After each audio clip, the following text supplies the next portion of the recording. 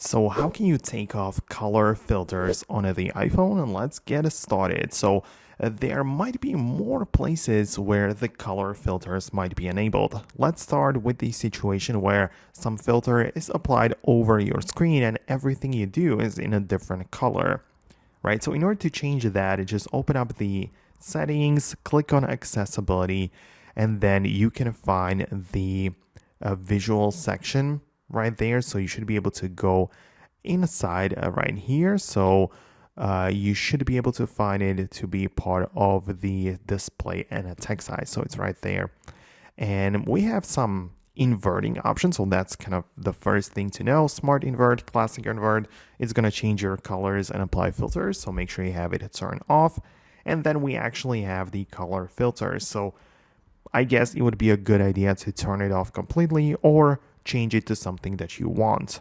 So you can see plenty of options, and you also have the intensity and even a hue slider there. So it's pretty useful if you need it, but turn it off if it's not for you. So that's like one approach. Outside of that, you might not like your filters inside of the camera. And if that is the case, you can see that if I just go to my camera and I'm still in the photos, right, I have the ability to swipe up, more options appear, and I can click on filters. So this gives me the ability to change to a different filter, but just return this back to original if you don't like any of the filters being applied.